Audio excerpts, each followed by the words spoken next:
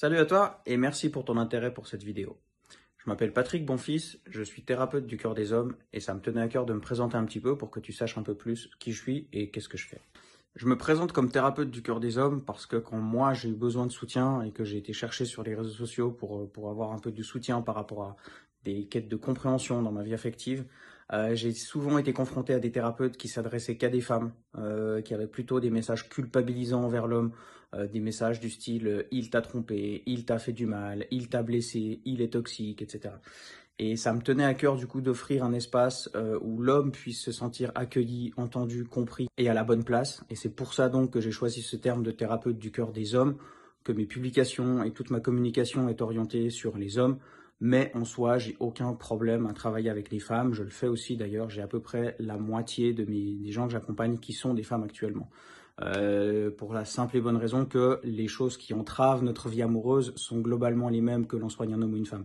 La manière de percevoir la relation n'est pas la même, mais les choses qui nous entravent dans notre relation amoureuse est souvent les mêmes choses chez les hommes et chez les femmes. Tu l'auras compris donc, mon domaine d'expertise, c'est ta vie affective et ta vie amoureuse. Pourquoi je distingue les deux? Parce que la vie affective, c'est tout le rapport à l'émotion. C'est tout ce que tu as vécu dans ton enfance. C'est la manière dont tu t'es construit.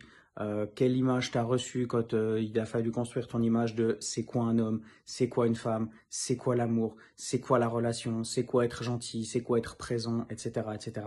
Tout ça, ce sont des concepts qui régissent ta vie affective et qui ont un impact du coup sur ta vie amoureuse aussi parce que ça régit aussi ta manière d'être en relation et c'est là, dans la relation, qu'on va se rendre compte de ce qui a été bien fait ou mal fait, en l'occurrence, dans ton développement qu'on appelle psycho-affectif.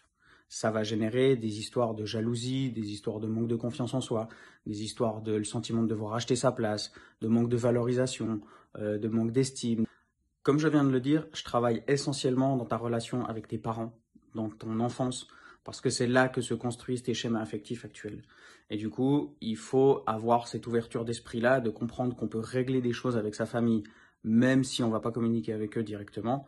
Je vous ramène pour ça à la série Le chemin des oliviers. Évidemment, la famille dans laquelle on a grandi, c'est pas le seul endroit où on peut acquérir des blessures, des traumas, des schémas de défense et des choses comme ça.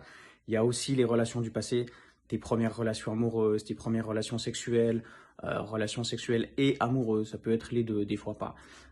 Donc c'est aussi des endroits où on va beaucoup aller travailler. J'utilise pour ça, je travaille beaucoup avec des exercices, ça peut être des lettres, ça peut être des méditations, ça peut être de la danse, ça peut être plein de choses au niveau énergétique, avec tous les soins que j'ai fait moi-même dans les stages, en groupe ou des choses comme ça. J'ai développé un immense réservoir d'exercices, de types d'exercices qu'on peut faire, et en plus à la base je suis quelqu'un de très créatif, donc je travaille beaucoup avec des exercices, et en principe c'est comme ça que les choses se libèrent. Je pense pas que juste discuter avec les gens, ça permette de soigner des choses, ça permet de comprendre des choses, mais ça ne permet pas forcément de les soigner. Donc moi, je travaille beaucoup avec des exercices. J'utilise des outils comme des fois je fais des tirages de cartes et des fois j'utilise mon pendule, j'ai un tambour chamanique aussi, j'ai des compétences en médiumnité, j'ai fait un stage de médiumnité d'ailleurs à ce sujet-là. Donc c'est vraiment dans le monde subtil, comme on dit, que je vais vraiment travailler par rapport à ça, pour faire bouger un peu ton monde émotionnel, ton positionnement, etc. Et du coup soigner tes blessures ou tes perceptions des choses qu'on ne peut pas changer. Parce qu'évidemment, le but, c'est pas de changer le passé. Le but, c'est de changer qu'est-ce que ça t'apporte et le regard que tu portes sur ces expériences du passé. Dernière précision, parce qu'on me pose souvent la question, je ne travaille pas avec des couples. Je préfère travailler avec des individus, tout simplement parce que, selon l'image que j'utilise souvent, si on prend un pianiste médiocre et un guitariste médiocre, on a beau travailler l'harmonie entre eux, ça va rester un concert médiocre.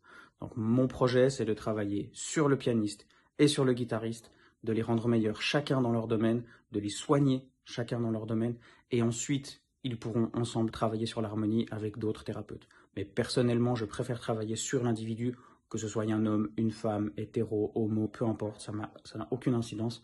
Mais je préfère travailler sur l'individu plutôt que sur le couple. Tout ça, c'est pour les aspects très généraux. Et je pourrais encore te présenter mon accompagnement qui tient sur plusieurs mois, mais pour ça, il faudrait vraiment que j'en sache un peu plus sur toi, pour savoir ce que tu as fait, où tu en es aujourd'hui, où tu veux aller, quels sont tes objectifs, parce que l'accompagnement, c'est vraiment du sur-mesure. Alors du coup, je ne peux pas en parler comme ça dans une vidéo publique.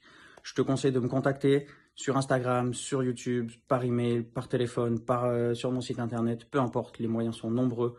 Contacte-moi en privé, on discute de ta situation et puis ensemble, on va aller régler ça. Allez, je vous laisse avec ça. Ciao!